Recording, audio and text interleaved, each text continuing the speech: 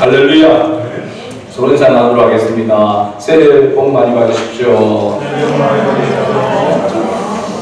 2020년이 시작되었습니다. 벌써 오늘 다섯째가 되는 그런 새해 첫 주일로 드리는, 그래서 신년 감사 주일 예배라고 이렇게 합니다. 새해에 우리 성안의 모든 가족들과 또 이 자리에 함께 참석한 분들에게 하나님의 크신 은총이 함께 하시기를 다시 한번 주의 이름으로 축원합니다. 아멘. 오늘은 우리가 계속해서 요한복음을 묵상해 왔는데, 요한복음 말씀을 한 주 쉬고 2020년 표에 맞추어서 주의 뜻이 무엇인지 이해하라고 하는 그런 제목으로 말씀을 함께 나누도록 하겠습니다. 오늘 이 말씀이 새로 시작하는 한 주간뿐만 아니라 올 한 해 우리 모두에게 꼭 필요한 말씀인 줄 알고 이 말씀을 붙잡기를 주의 이름으로 축복합니다. 아멘. 오늘 본문 말씀은 그리스도인이 되어 교회의 지체가 된 우리가 어떻게 살아야 할지를 말씀해 주고 있습니다. 그러니까 이 말씀은 그리스도인이 아닌 사람에게 준 말씀이 아니고 이미 그리스도인이 되어진 그리스도인에게 주시는 그런 말씀이라고 이렇게 생각할 수 있습니다. 우리가 늘 말씀을 읽을 때에 또 말씀을 들을 때에 꼭 명심해야 될 그러한 한 부분은 우리가 그리스도인이 되기 위하여 오늘 이 말씀을 듣는 것이 아니라 그리스도인으로서 어떻게 살아야 할지에 대해서 말씀하고 있다는 것을 염두에 두고 말씀을 드려야 될 줄 믿습니다. 사도 바울은 오늘 이 본문에 앞서서 에베소 교회의 성도들을 향하여서 그들이 그리스도인이 되어지는 그 과정에 대하여 먼저 알려주었습니다. 여러분 알겠지만 에베소서 1장의 말씀을 보면 하나님의 구원 계획과 목적이 무엇인지를 이야기하고 있습니다. 하나님께서 우리를 하나님의 자녀로 택하여 하나님의 자녀 삼아주신 그 목적이 어디에 있느냐 하면 하나님의 이름을 영화롭게 하는 것, 하나님의 영광을 찬송하게 하기 위하여 우리를 하나님의 자녀 삼으셨다라고 그렇게 말씀하고 있습니다. 그러니까 하나님의 자녀가 하나님 앞에 나와서 경배하며 예배하는 것은 지극히 당연한 것이다라고 하는 것을 말해주고 있는 것이죠. 그리고 에베소서 2장에서 보게 되면 우리가 어떤 상태에서 있다가 하나님의 선물, 믿음의 선물로 말미암아 구원을 받게 되었는지, 이것이 하나님의 은혜다, 선물이다라고 이렇게 말씀하고 있는 것이죠. 허물과 죄로 죽었다라고 하는 것은 하나님과 영적인 관계가 단절되어져 있는, 죄로 말미암아 단절되어져 있던 우리가 예수 그리스도의 피로 십자가의 그 보혈로 예수님 하나님과 연결되어져서 하나님과 죄로 인하여서 단절되어졌던 우리가 다시 하나님과 화목하게 되어진, 십자가로 말미암아 하나님과 화목하게 되어진 것에 대해서 말씀하고, 에베소서 3장에서는 하나님의 구원 경륜의 그 비밀에 대하여서 말씀하고 있습니다. 그리고 4장 1절에서 16절까지 보면 그리스도인들이 성령의 역사하심으로 한 공동체, 그렇습니까? 그러니까 그리스도의 몸된 교회의 지체가 되어서 그리스도의 몸을 세우는 그 일을 위해서 우리가 부르심을 받았다라고 하는 것을 말씀해주고 있고, 바로 4장 17절 이하부터 시작해서 마지막까지는 에베소 교회 성도들에게 이러한 은혜를 입었으니, 이러한 하나님의 복을, 구원의 복을 받았으니 그 복을 받은 자로서 어떻게 살아가야 할지에 대해서 말씀하고 있는 것이죠. 그래서 오늘 본문 5장 15절의 말씀을 보면, 그런즉 너희가 어떻게 행할지를 자세히 주의하여 지혜 없는 자 같이 하지 말고 오직 지혜 있는 자 같이 하여 라고 이렇게 시작하고 있습니다. 그러니까 그리스도인이 되어서도 여러분 지혜로운 자의 삶을 살 수도 있고 지혜롭지 않은 자의 삶을 살 수도 있다라고 하는 것입니다. 17절에 보면 지혜로운 자와 상반된, 반대가 되는 표현이 있죠. 어떤 자입니까? 어리석은 자입니다. 어리석은 자. 그죠? 하나님의 자녀임에도 불구하고 어리석은 자로 살아갈 수도 있고 지혜로운 자 같이 살아갈 수도 있다라고 이렇게 말씀하고 있는 것이죠. 여러분, 우리가 하나님의 자녀로서 지혜로운 자, 하나님은 지혜로운 자의 삶을 원하십니까? 어리석은 자의 삶을 원하십니까? 말 것 없이 하나님의 자녀인 우리가 하나님의 그 지혜로 지혜로운 삶을 살아가기를 하나님은 원하시는 것이죠. 그래서 지혜로운 자의 삶이 어떠한지 먼저 우리가 살펴볼 것은 지혜 없는 자, 어리석은 자는 어떻게, 어리석은 그리스도인은 어떻게 살아가는 사람이 어리석은 그리스도인으로서 살아가는가 하는 것을 살펴보려고 합니다. 16절 말씀을 다시 한번 같이 읽어봅니다. 세월을 아끼라, 때가 악하니라. 지혜롭지 못한 어리석은 자는 기회를 잡지 못한다는 사실입니다. 여기에서 세월을 아끼라고 하는 말은 다른 말로 밑에 여러분 가지고 있는 성경 밑에 보면 주에 보면 뭘 사라고 이야기하고 있습니까? 기회를 사라라고 그렇게 이야기하고 있습니다. 기회를 사라. 이 말은 뭐냐면 기회를 잡으라고 하는 것입니다. 기회를 잡아라. 그렇죠? 기회를 잡아라. 여러분, 우리에게 오는 기회를 잡아야 될 줄로 믿습니다. 그죠? 좋은 기회를 잡아야 되는 것이죠. 공부할 수 있는 기회를 잡아야 되고, 그죠? 돈을 벌 수 있는 기회를 잡아야 되고, 그죠? 건강할 수 있는 기회도 잡아야 됩니다. 여러 가지 여러 모양으로 우리가 살아가는 가운데서 우리에게 유익한 그런 기회를 우리가 잡아야 될 줄로 믿습니다. 근데 오늘 여기에서 산 바울이 세월을 아끼라, 기회를 잡으라고 하는 이 기회는 어떤 기회일까요? 출세할 기회, 돈 벌 수 있는 기회, 잘 될 수 있는 기회. 물론 이러한 기회를 우리가 앞에서 이야기했듯이 반드시 이런 기회가 오면 잡아야 될 줄로 믿습니다. 그런데 이 기회를 잡으라고 이야기하고 난 다음에 뭐라고 이야기합니까? 때가 악하니라 라고 이렇게 말합니다. 때가 악하기 때문에 기회를 잡으라고 그렇게 이야기하고 있는 것이죠. 그 때라고 하는 것은 밑에 주에 보면 그 날들이라고 이렇게 되어 있습니다. 그러니까 악한 날들이기 때문에 뭘 잡아야 된다? 기회를 잡아야 된다. 그렇다면 기회를 잡지 못한다면 어떻게 된다는 겁니까? 후회하게 된다는 것이죠. 우리가 어떤 기회가 있을 때 그 기회를 놓치게 되는 겁니까? 잡아야 되는데, 그때 이렇게 했어야 되는데. 그래서 지옥에 가 있는 사람들이 주로 하는 말이 걸걸걸거린답니다. 걸걸걸. 그때 예수 믿을 걸, 그때 교회 갈 걸, 그죠? 그때 열심히 봉사할 걸. 그런 후회를 가지고 있다는 것이죠.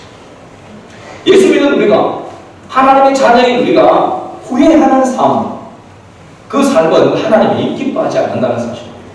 기회가 주어질 때 그 기회를 잡음으로 말미암아 후회하지 않는 삶, 그죠? 그 삶을 살아가기를 주님은 원하신다는 것입니다. 어떤 기회를 잡으라고 하는 것인가? 어떤 기회를 잡으라고 하는 것인가?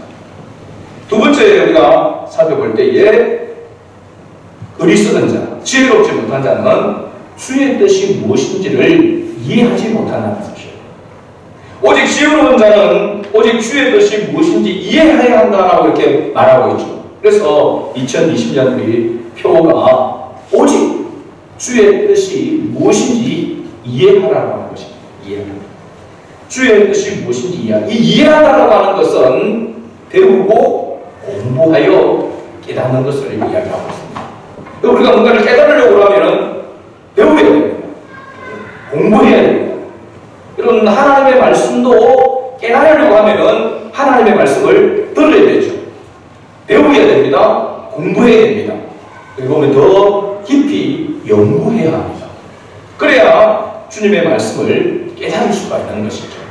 하나님의 뜻을 깨달아야 하나님의 뜻을 따라 살아갈 수가 있는 것이죠. 무엇을 배우고 공부하여 알아간다는 것일까? 바로 하나님의 말씀이죠. 하나님의 진리의 말씀을 우리가 이해해야 한다는 사실입니다. 그 말씀을 통하여 배우고 공부하여 깨달아서 그 말씀대로 살아가는 것을 이야기하고 있는 것이죠.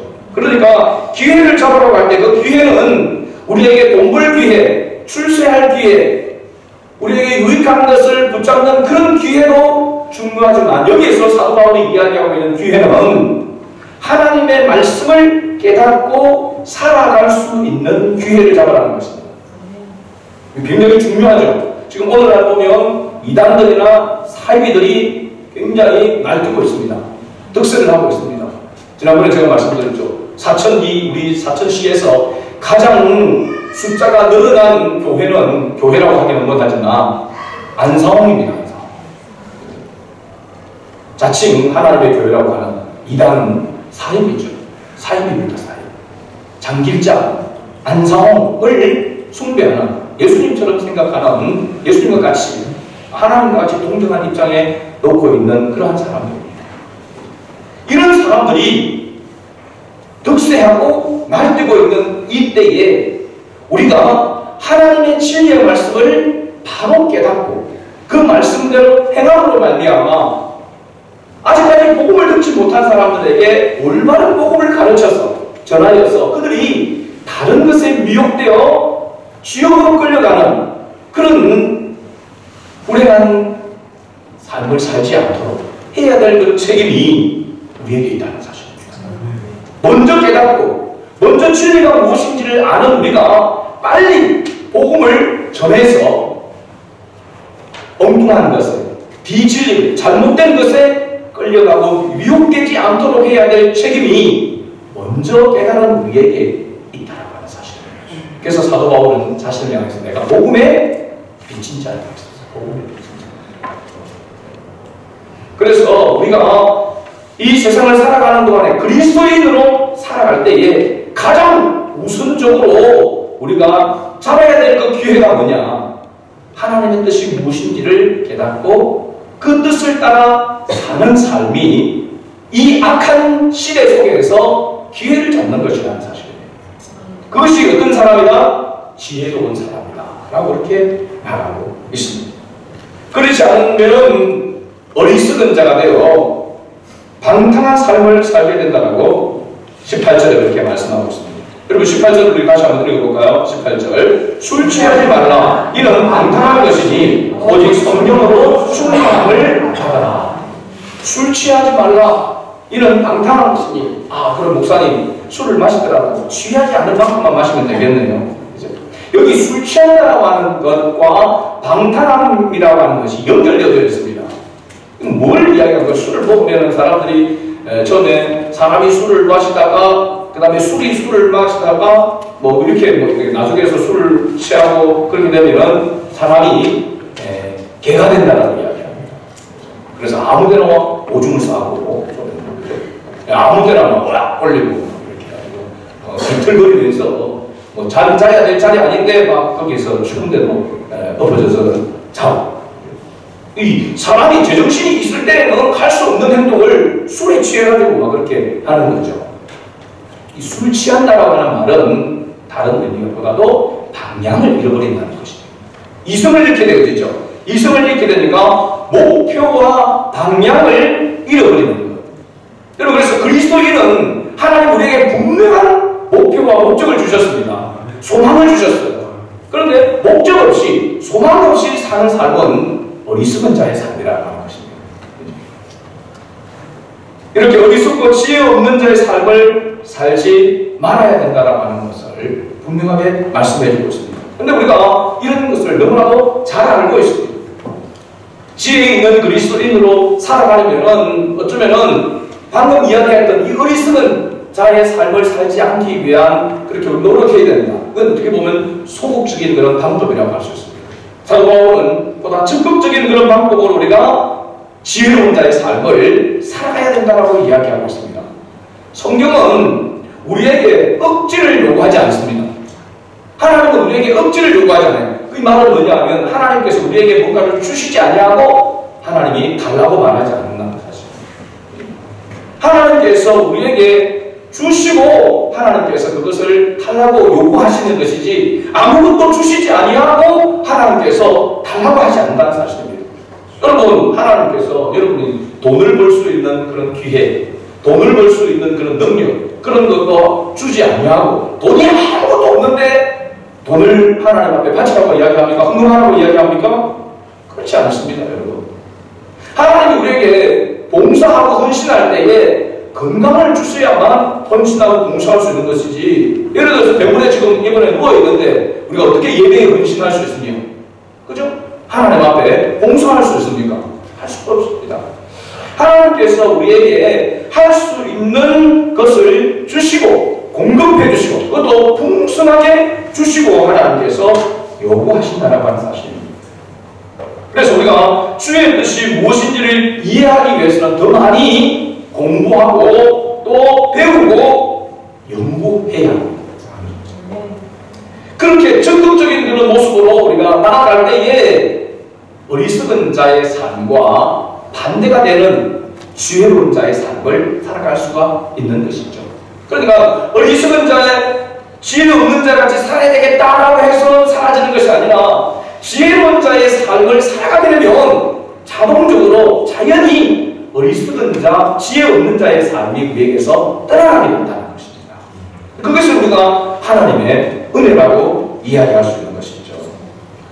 그리스도인으로서 인생의 참된 방향과 목표를 찾는 것이 너무너무 중요합니다. 여러분, 2019년, 2020년과 무엇이 다릅니까, 여러분? 아침에 해가 2020년도 첫날 해가 떠오르는 것. 창대도 친구들과 그거를 보고 감동을 받고 뭔가 새롭게 한 해를 시작하는 것 같다 이렇게 해서 그 2019년 해와 2020년 뜨는 해가 뭐가 다르냐. 어떤 사람 그거 보고 막고 가서 복을 빌고 기도를 하고 소원을 빌고 이렇게 합니다. 여러분, 안 믿는 사람들은 그렇게 할 수가 있죠. 그죠? 또 우리 예수 믿는 사람들도 2020년 새해 떠오르는 첫 해를 바라보면서 하나님 앞에 새롭게 결단을 하고 그런 각오를 또 가질 수도 있습니다. 중요한 것은 우리가 그렇게 새로운 모습으로 살고자 할 때에 새로운 생각과 새로운 마음이 우리에게 없으면 새롭지가 않은 것입니다. 사실은 해 아래 새 것이 없다라고 성경 말씀하고 있습니다. 해 아래 새 것이 없다. 그럼 새 것이 되는 것은 여러분 현수막에 오늘 신년 감사에 현수막에 걸려있죠. 고린도후서 5장 17절 말씀. 그런즉 누구든지 그리스도 안에 있으면 새로운 피조물이다. 이전 것은 지나갔으니 보라 새 것이 되었도다. 할렐루야. 그리스도 안에 있으면 새로운 피조물이라. 이전 것은 지나갔으니 보라 새 것이 되었도다. 우리가 새로운 피조물로 새로운 삶을 새해를 맞이하여서 새롭게 살아갈 수 있는 것은 그리스도 안에 있을 때에 가능하다는 것입니다.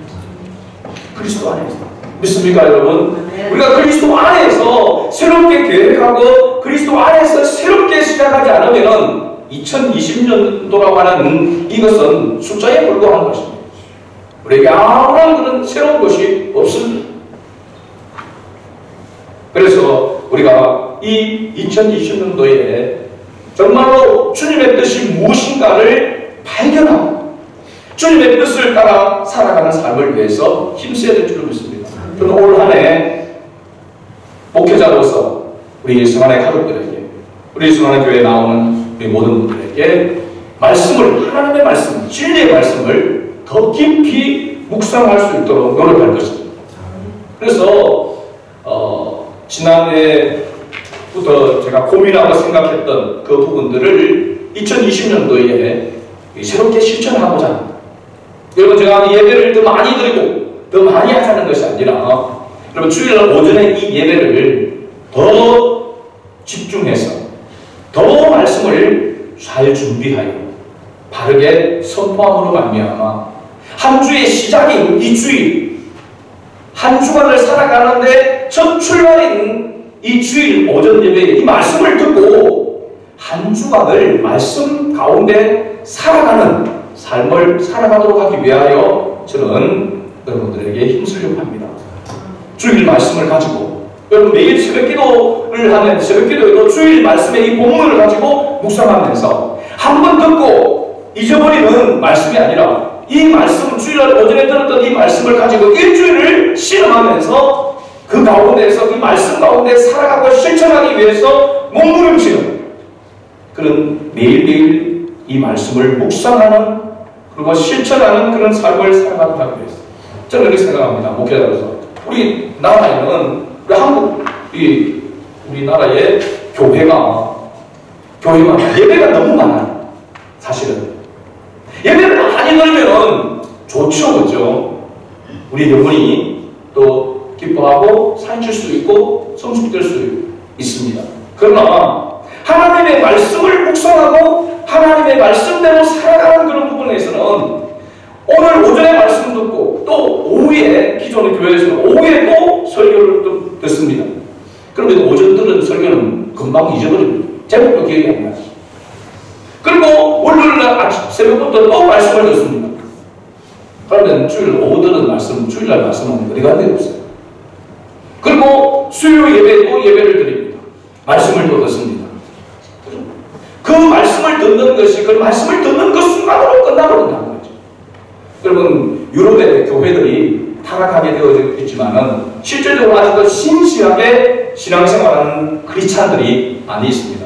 미국도 마찬가지고 영국도 마찬가지고 그 사람들이 그 순수한 신앙을 지금도 지키고 있는 그 이유 가운데 하나는 하나님의 말씀을 계속해서 묵상한다는 사실입니다. 매일매일 묵상하고 그 말씀대로 살아가고자 실험하는 그런 힘쓰고 예수님이 있기 때문에 그들은 하나님의 말씀을 한 번 들어도 그 말씀을 일주일 동안 붙들고 살아간다는 거죠.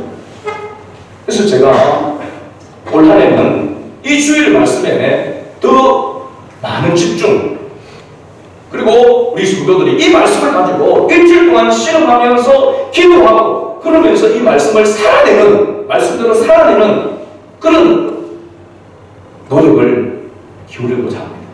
그래서 수요일날은 수요 예배가 아니라 수요 예배 시간에는 교리 공부를 하려고 합니다. 여러분 우리가 무엇을 믿느냐라고 하는 것은 굉장히 중요한 것입니다.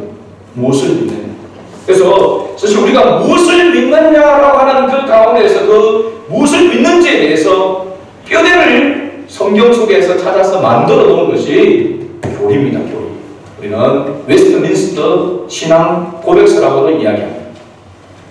이것은 우리가 선택이 아니라 하나님의 말씀을 우리가 어떻게 믿어야 하는지 그것을 깨닫도록 하기 위해서 가르치는 그런 공부하는 시간입니다.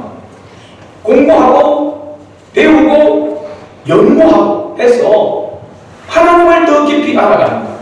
여러분 올 한 해에 저는 우리 가족들이 카톡방에 이렇게 형제들이 이렇게 있는 가운데서 새해 복 많이 받으시고 새해는 건강하고 새해는 막 이렇게 했습니다. 저는 뭐라고 했냐면 새해는 주님을 좀 더 알아가고 주님의 뜻을 따라 순종하는 삶을 살아갈 수 있는 복을 받기를 원합니다. 여러분 우리가 먹을 것, 입을 것, 우리가 땅을 살아가는 가운데 필요한 것을 구하고 그것을 복으로 생각하고 그것을 우선시하여 하나님 앞에 나온다면 우리는 어리석은 자의 삶을 살아가는 것입니다. 정말로 중요한 것은 주님의 뜻이 무엇인지를 알고 그 뜻을 따라 순종하는 삶. 이것이 뭐라고 했습니까? 뭘 잡는 거라고 했습니까? 기회를 잡는 것이라고 했습니다. 이 악한 날들 가운데서 세대 가운데서 기회를 잡는 것이라고 했습니다. 자, 여러분 우리가 공부하고 배우고 연구하여 주님의 뜻을 알기를 원합니까? 원하지 않습니까?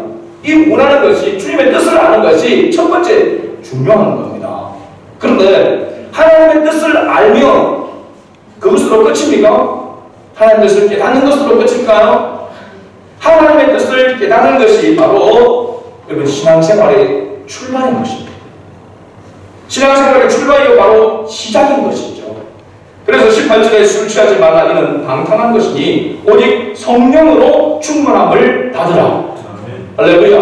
목표가 없이 목적이 없이 방향이 없이 나아가지 않기 위하여 오직 성령의 충만함을 받으라고 했습니다. 여러분 에베소서와 쌍둥이 서신이 어떤 서신이라고 했죠? 잊어버리죠. 그렇죠? 골로새서입니다. 골로새서와 이 에베소서는 내용이 아주 흡사한 부분이 많습니다. 겹치는 부분이 많아서 쌍둥이 서신이라 라고 이런 별명을 가지고 있습니다. 골로새서에 보면 뭐라고 이렇게 기록하고 있냐. 골로새서 3장 15절 이하에 보면 이렇게 기록하고 있습니다. 그리스도의 평강이 너희 마음을 주장하게 하라. 너희는 평강을 위하여 한 몸으로 부르심을 받았나니 너희는 또한 감사하는 자가 되라. 16절 그리스도의 말씀이 너희 속에 풍성히 거하여 모든 지혜로 피차 가르치며 권면하며 시와 찬송과 신령한 노래를 부르며 감사하는 마음으로 하나님을 찬양하고. 오늘 우리가 읽었던 본문 말씀 가운데 나오는 말씀과 흡사한 게 있죠. 그렇죠? 19절, 5장 19절 에베소서 시와 찬송과 신령한 노래들로 서로 화답하며 너희의 마음으로 주께 노래하며 찬송하며. 그렇죠? 이게 바로 16절에 골로새서 3장 16절에 있는 말씀과 같은 그런 말씀이죠. 그래서 이 골로새서 3장 16절에는 오직 성령의 충만함을 받으라고 하는 그 말과 동일한 표현으로 되어 있는 것이 뭐냐면 그리스도의 말씀이 너희 속에 풍성히 거하여. 할렐루야. 성령 충만이 뭐냐? 기도하면 벌벌 떨고 반응을 하고 하는 것이 성령 충만이 아니라 하나님의 말씀이 우리 속에 풍성히 거한다는 말은 하나님의 말씀이 내 마음과 내 생각과 내 의지를 뒤엎어버립니다. 그래서 내 뜻과 내 생각이 아니라 하나님의 뜻이 내 안에 주관되어지는 것이 바로 성령 충만이라고 이야기합니다. 그러니까 하나님의 말씀이 우리 속에 풍성히 가하여 나를 이끌어가고 나를 지배하고 다스리는 말씀이 되기 위해서는 하나님의 말씀을 어떻게 해야 될까요? 공부하고 배워야 되는 것이죠. 이해해야 하는 것이죠. 그러면 우리가 성경 공부하고 하나님의 말씀을 배우고 공부하고 연구하면 성령 충만해질 수 있습니까? 네, 그렇게 성령 충만해질 수도 있겠죠. 그러나 그 말씀이 우리 안에서 능력으로 역사하려고 하면은 이 말씀의 기록의 저자이신 성령님, 진리의 성령님이 우리 안에서 역사해야 하는 것입니다. 진리의 성령님이 우리 안에 역사하도록 하기 위해서 우리가 배우고 공부하고 연구한 그 말씀을 가지고 씨름하며 하나님 앞에 기도할 때에 진리의 영신 성령님이 그 말씀의 역사함으로 말미암아 그 말씀이 우리 안에서 살아 역사하여 능력을 나타내서 내 뜻과 내 생각을 다스리게 되어지고 하나님의 말씀을 실천함으로 만드신다는 사실입니다. 그래서 기도가 필요한 것이죠. 할렐루야. 여러분 기도합시다라고 기도하면 여러분 소원이 뭡니까? 이 올해 새로운 목표가 뭡니까? 뭐가 잘 되기를 원합니까? 소원 성취하기를 원합니다. 그것을 위해서 기도하는 것이 아니고 주님의 뜻을 깨닫고 그 뜻을 따라 살아가도록 하기 위한 은혜를 성령으로부터 받기 위하여 기도해야 되는 사실입니다. 그래서 예수님께서 우리에게 기도를 가르쳐 주셨잖아요. 하늘에 계신 우리 아버지 이름이 거룩히 여김을 받으시고 뜻이 하늘에서 이루는 것 같이 땅에서도 이루어집니다. 여러분 우리의 기도가 뜻이 하늘에서 이루어진 것 같이 땅에서도 이루어지는 것, 더 나아가서 하나님의 나라가 이 땅에 세워져 가고 확장되어져 가는 것을 위하여 예수님은 우리를 보고 기도하고 있습니다. 좋은 대학 가고 성적이 쑥쑥 자라가고 좋은 직장을 얻고 건강하고 그래서 편하게 잘 먹고 잘 사는 것을 위하여 기도하라 하지 않았습니다. 그것은 기도하면 따라오는 것이라고 했습니다. 부차적으로 2차적으로 따라오는 것. 예수님께서 마태복음 6장 33절에서 너희는 먼저 그의 나라와 그의 의를 구하라. 그의 의가 뭡니까? 하나님의 뜻을 구하라. 그리하면 이 모든 것을 너희에게 더하시리라. 무엇을 먹을까, 무엇을 마실까, 무엇을 입을까 하는 의식주의 그 문제를 하나님께서 더하여 주신다고 말씀하고 있습니다. 조건이 무엇입니까? 하나님의 나라와 의를, 하나님의 뜻을 구할 때. 그래서 우리가 기도해야 되는 것이죠. 그 다음에 두 번째는 바로 19절에 나와 있습니다. 19절 말씀. 시와 찬송과 신령한 노래들로 서로 화답하며 너희의 마음으로 주께 노래하며 찬송하며. 여러분, 이게 어떤 모습일까요? 네? 여러분, 19절에 이 모습이 어떤 모습입니까? 오늘날 우리의 모습 속에서 예배의 모습입니다. 예배입니다. 예배. 참된 예배, 찬양과 경배가 있는 참된 예배를 드려야 한다는 것이죠. 그렇게 되면 어리석은 자, 지혜 없는 자의 그런 삶에서 멀어지게 되어지고 지혜 있는 자의 삶을 살아갈 수 있다는 것입니다. 여러분, 우리가 주일날 모여서 이 시간 하나님의 말씀을 듣는 이유가 무엇입니까? 하나님의 뜻을 깨닫고 말씀을 통하여, 그리고 하나님의 뜻을 따라 살아가기 위하여. 그래서 하나님이 우리를 선택한 그 목적대로 하나님의 이름을 높이는 삶을 살아가도록 하기 위해서 하나님께서 우리를 예배자로 세워주신 줄로 믿습니다. 그래서 이 예배는 하나님의 진리의 말씀이 선포되어지고 바르게 선포되어지고, 그리고 믿음으로 경배와 찬양을 드리는 성도들이 드려지는 그 예배가 참된 예배이며, 그렇죠? 하나님께 영광이 되는 예배이고 성령의 임재하심이 있는 예배가 되는 것입니다. 이러한 예배를 위해서 모든 예배자들이 성령의 인도함을 따라서 회개해야 합니다. 여러분, 하나님의 말씀에 따라 하나님 앞에 합당치 못한 것들을, 죄를 회개하고 그 하나님의 말씀에 따라 살아가고자 믿음의 주요 또 온전케 하시는 이인 예수를 바라보는 그 마음으로 예배할 때에 그 예배를 하나님께서 받으신다는 사실입니다. 그 예배를 드리는 삶 속에서 또한 실천하게 되어질 때에 어리석은 자가 아닌 지혜로운 자의 삶을 살아갈 수 있다라고 말씀하고 있습니다. 그리고 20절 같이 읽겠습니다. 에베소서 5장 20절 말씀. 범사에 우리 주 예수 그리스도의 이름으로 항상 아버지 하나님께 감사하며. 하나님께 항상 범사에 모든 일에 감사하는 삶을 살아야 합니다. 이게 지혜로운 자의 삶이다 라고 이렇게 말씀하고 있습니다. 제가 앞서 에베소서와 쌍둥이 선생님이 뭐라고 했습니까? 골로새서라고 했습니다. 골로새서 3장 15절에서 17절에 있는 이 말씀을 여러분 나중에 한번 집에 가서 읽어보시기 바랍니다. 거기 보면 15절, 16절, 17절 이 세 절의 끝부분마다 뭐가 있냐면 감사하는 자가 되라고 말하고 있습니다. 15절에 너희는 또한 감사하는 자가 되라. 골로새서 3장 16절에 시와 찬송과 신령한 노래를 부르며 감사하는 마음으로 하나님을 찬양합니다. 17절에 그를 힘입어 하나님 아버지께 감사하라. 여러분, 감사가, 우리가 하나님 앞에 감사하는 이 감사가 해도 되고 안 해도 되는 것이 아닙니다. 가만히 보면 사도 바울은 이 감사를 명령하고 있습니다. 왜 명령하고 있을까요? 왜 우리는 하여금 감사할 수 없는 조건들이 많은데 그럼에도 불구하고 모든 일이라고 해서 기쁜 일이나 슬픈 일이나 좋은 일이나 안 좋은 일이나 모든 일에 하나님께 감사하라고 이야기하고 있습니다. 네, 믿음이 있든지 없든지, 그렇죠? 내가 받아들일 수 있든지 없든지 조건 없이 감사하라고, 하나님께 감사하라고 이야기하고 있습니다. 명령이죠, 명령. 왜 그렇습니까? 우리가 잘 아는 데살로니가전서 5장 16절을 보면은 항상 기뻐하라. 그 다음에 17절에 쉬지 말고 기도하라. 그 다음에 18절에 범사에 감사하라. 그리고 이것이 그리스도 예수 안에서 너희를 향하신 하나님의 뜻이니라. 아멘. 믿으십니까, 여러분? 네. 감사하는 것이, 범사에 감사하는 것이 하나님의 뜻이며 하나님의 명령이라고 하는 것입니다. 하나님의 뜻이기 때문에 사도 바울은 너희가 인정하든 인정하지 않든, 받아들이든 받아들이지 않든 모든 일에 뭐하라? 감사하라고 명령하고 있는 것입니다. 이유가 무엇입니까? 왜 우리가 하나님께 무조건 감사해야 됩니까? 모든 일에 감사해야 됩니까?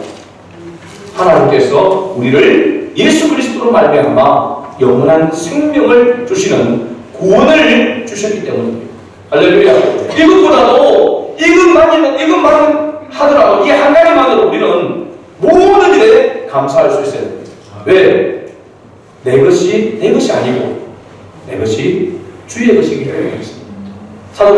나된 것은 하나님의 은혜라고 했습니다. 내가 아니라고 했습니다. 하나님의 은혜라고 했습니다. 하나님의 은혜가 뭡니까? 우리에게 구원을 베풀어 주신 것입니다.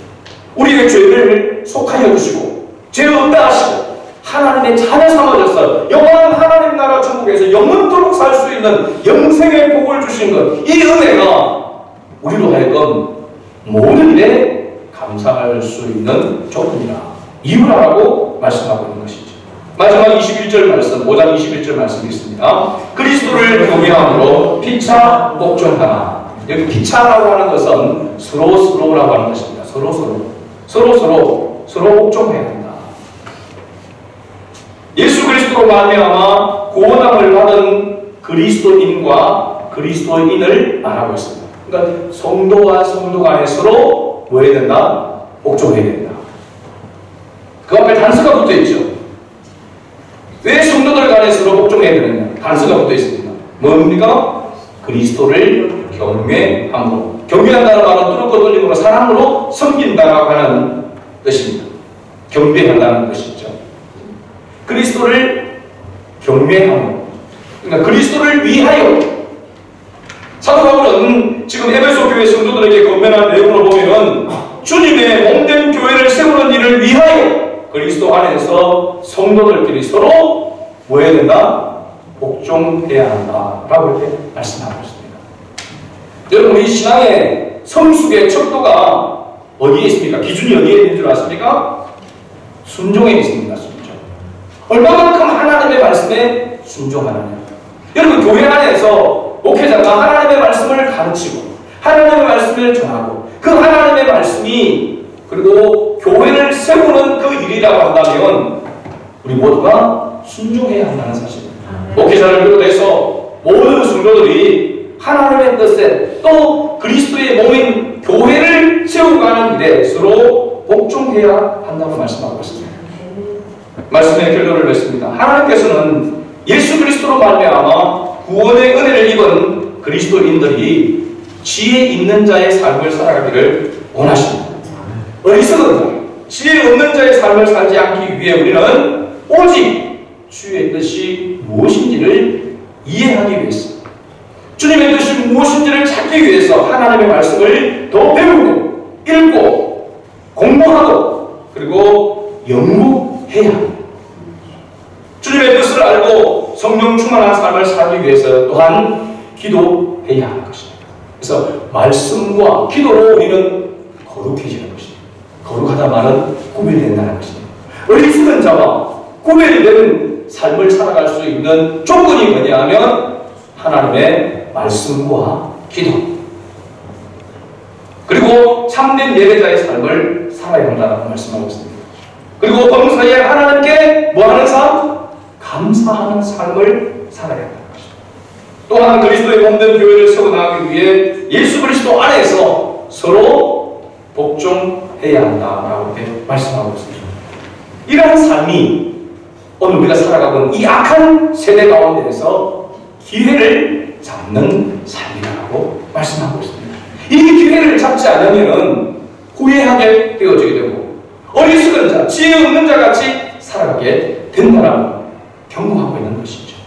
그래서 우리가 여러 가지 생활 속에서 우리가 복을 달라고, 이 땅에 우리가 살아가는 동안에 필요한 복을 달라고 목표를 세워서 나갈 수 있지만 그보다도 더 중요한 것이 바로 하나님의 뜻을 깨닫고 하나님의 뜻을 실천하는 것이 우선이기 때문에 새롭게 시작된 2020년 올 한 해의 목표가 주의 뜻이 무엇인지 이해하라고 하는 이 준엄한 명령을 우리가 가슴에 새길 수 있기를 바랍니다.